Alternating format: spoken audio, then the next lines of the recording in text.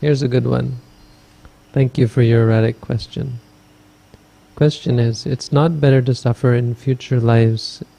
It's not better to suffer in future lives instead of reaching enlightenment and not live anymore? I hear you. It's quite clear, and I think this is on a lot of people's minds.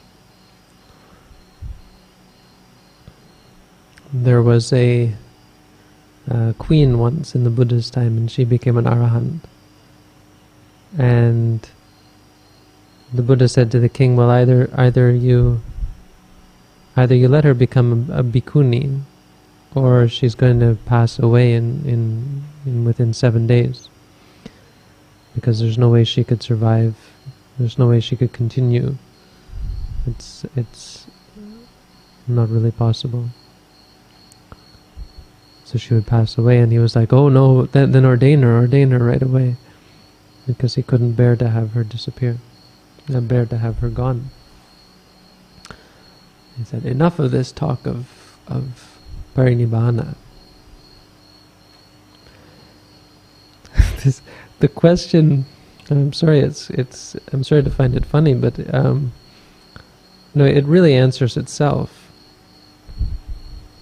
What you're saying is you want to suffer in future lives. So there's nothing really to worry about, because you have no chance. With that mind state remaining, you have no chance of not living anymore. You will have to come back, because there's still this this cause for future rebirth. At the moment of death, you don't say, okay, enough. You say more. What about this? What about that? So you don't have to wrestle with this one. You don't have to think, should I practice Buddhism? Because if I practice Buddhism, maybe I won't live anymore. It's not possible. The only way that you could not come back and live again to suffer more and more is if you decided for yourself, through what I would understand to be an incredible realization of the truth, but it depends who you ask, that there were no reason to come back.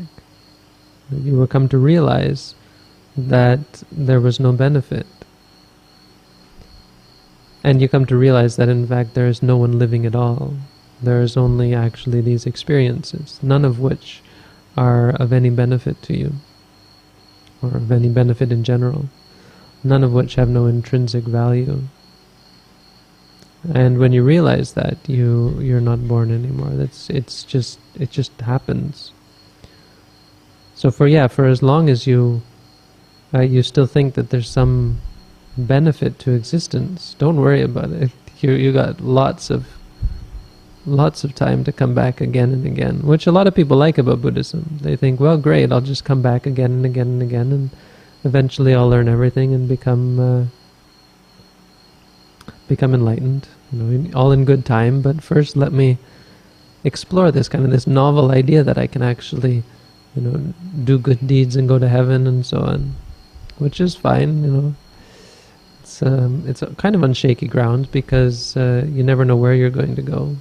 And maybe this life, next life you go to heaven, but once you forget all of the stuff that you've learned in regards to goodness and badness, you might come back as one of those evil people and go to hell as well.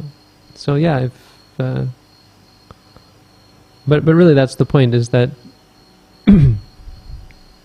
to answer your question directly, it's because there's nothing good about any piece of existence. It's actually a delusion that we have. It's not understanding reality as it is. But for as long as you understand reality to have some intrinsic benefit, or realities, as long as you understand experience, seeing, hearing, smelling, tasting, feeling, thinking, to have some intrinsic value, you come back, and there's no need to worry about that. The other thing I'd say is that it's kind of like it kind of like works like pulling the thread of a sweater, right? Because you got this loose thread, and you say, well, that's no good, I got to get rid of that. But as you pull it, you realize that it's attached to so much more. And then you keep pulling and pulling and pulling, and eventually you're left without a sweater. Suffering is really in that vein. We come to practice not because we want to become enlightened, but because we got a lot of problems. So we figure, get rid of those problems, and life will be fine. Then I won't need to come and meditate. Then I won't have any interest in meditating. That's enough. Let me get that far, and then quit. Problem is, as you explore these questions, or these problems, deeper and deeper, and until you get to the root of the problem, you find that the root is actually the root of who you are. It's the root of your identification with existence. And once that's gone, then you have no interest either way. There's no interest in coming back as this or that.